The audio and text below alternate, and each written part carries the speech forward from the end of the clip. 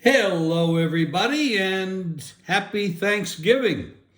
I hope everybody has a lot to be thankful for. I know I do. And I hope you have a great Thanksgiving Day and a great Thanksgiving week with lots of good cheers and food, family, friends, and you enjoy yourself. We all deserve it. It's a long, hard year. And if you're a sports bettor, and if you're watching the show, you are. A lot of tough beats last week. I did not have a good week in the pros, but that happens. You're not going to win every week. This week is interesting. We start on Thursday. We have the Packers, Lions, Commanders, Cowboys, 49ers, and Seahawks. Now, you have a little bit of an issue with injuries here and there. But for the most part, it looks like everybody's going to go. And then, of course, on Friday, we have a game that we normally don't have, an NFL game on Friday. We have the Dolphins and the Jets. And, of course, the Jets have benched Zach Wilson, and they're going with Boyle. I don't think there's much of a difference there. Boy, that's hard. I mean, the line was 6, Miami, and now it's 10, 9.5, 10. I don't know about that of an adjustment. I don't. If as long as Boyle doesn't turn the ball over a lot, I think we're going to end up with the same kind of a situation with the Jets as you had before. This change should have been made many weeks ago. To give Wilson a chance to catch his breath because he's under a lot of pressure in New York, and then whoever they put in to back him up is just a stopgap. The gap. This team isn't going anywhere. They're 4-6 on the season. I don't see them making the playoffs. And of course, now with so you Cincinnati injury. That does open up a spot because Cincinnati was kind of penciled in as for sure in the playoffs. So now there is an extra opening unless they can figure out how to win, and that's going to be tough. It's a mess this year. I mean, I hate to say it, but the NFL is really down.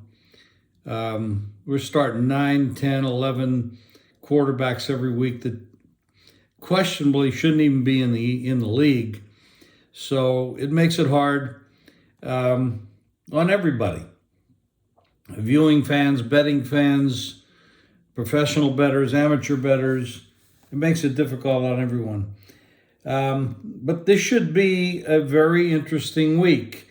We do have a lot of situations I'm trying to page down to get to that point. But you got Dallas, they're hosting the Commanders, and of course that's Commanders. That Sam Howell had a concussion. Looks like he'll go, but you look at Jacksonville at the Texans. I mean, that's a division game. Jacksonville's a 1.5 point favorite right now, 48.5. Boy, I tell you, I mean, Stroud. How do you figure that out? I mean, comes out of Ohio State, who's not known for producing NFL quarterbacks, but this young man has been doing some great things, and they're letting them fly. They're letting them, crank out there, and a lot of yardage. Should have probably gone over last week. They just went up and down the field and didn't produce the points. Tampa Bay, a lot of injuries on defense. They're playing the Colts coming off a bye. Colts are 2.5. The Patriots, they got a breather too, and they're going to play the Giants. And Tommy DeVito had his big week in the NFL. I don't know if that's ever going to be repeated, but be interesting. The Panthers and Titans. Titans are 3.5. And just talk a little bit about the first 4 games I talked about here.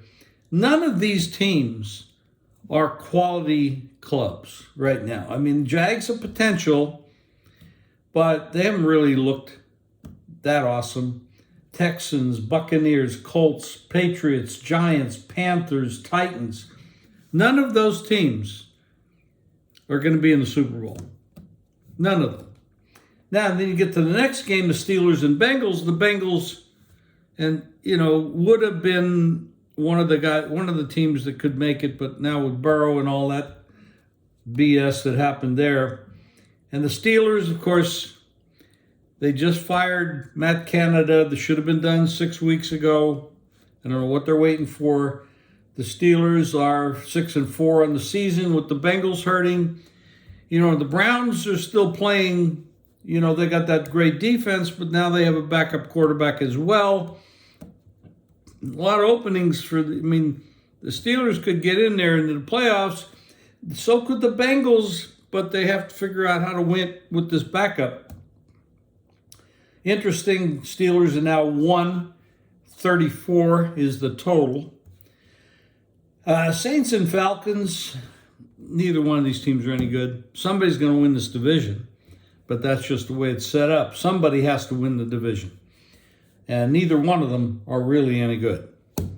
The Rams-Cardinals is another situation. Neither one of these teams is any good. The Cardinals are 2-9. The Rams are 4-6. Not very good teams. We have yet to talk about, this is how the league is right now, we have yet to talk about a contender to win the Super Bowl. Out of all these teams, there was some on Thursday, yes, and of course you have Miami playing on Friday. Now you get to the Browns and Broncos. The Broncos have really turned it around. They're 5-5 on the season. They're playing better. Russell Wilson isn't producing big yardage, but his passer rating's good. He's not making mistakes. They are winning. They're on a 4-game winning streak. And the Browns, 7-3, backup quarterback, but their defense.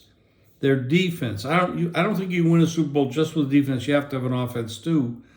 But they're doing remarkable things. And think about this team if they had their number one running back, their number one quarterback, and their offensive line intact, what they could be doing. This is a Super Bowl quality team with too many holes now because of the injuries. The Broncos are 2.5. The total is 35. It's a little too early to predict what the weather is in places like Denver, but there could be bad weather all over the country. We got to check that as we get closer to game time. The Bills and Eagles. Eagles, winners. The other night against Kansas City. Boy, that was Kansas City. We'll talk about Kansas City a little bit, in the next game, but Philadelphia didn't look like they were in that game in the first half. Down 17-7, made some adjustments, but they won it. And that's a tough place to win. So hats off to them. They're 9-1 on the season, playing the Bills 6-5. Bills are in a situation where, like I said, there's some holes in the AFC now with the Bengals potentially dropping out of the picture. So if the Bills can turn it around, and not do too much. When they beat the Jets, you're not beating anybody because they don't produce enough score. Bills are a 3-point dog here at the Eagles. 48.5 is the total. I don't see that many points being scored in this game. I just don't see it. Not the way the Eagles like to control the ball on the ground. And the Bills are not putting the ball down the field. Their average yards per pass are way down.